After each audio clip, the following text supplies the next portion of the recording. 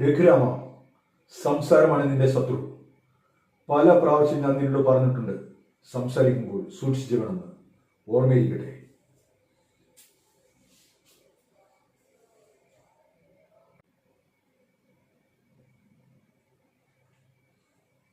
സുബ്രഹ്മണ്യ,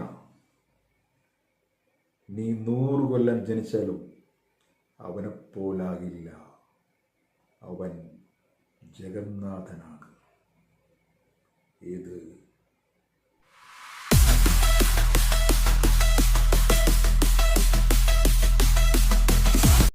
രഘുരാമ, സംസാരമാണ് നിന്റെ ശത്രു.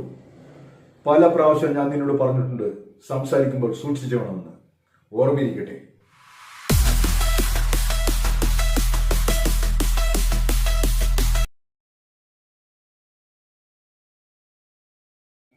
രഘുരാമ, സംസാരമാണ് നിന്റെ ശത്രു. പല പ്രാവശ്യം ഞാൻ നിന്നോട് പറഞ്ഞിട്ടുണ്ട്, സംസാരിക്കുമ്പോൾ സൂക്ഷിച്ചു വേണമെന്ന്. ഓർമ്മയിരിക്കട്ടെ.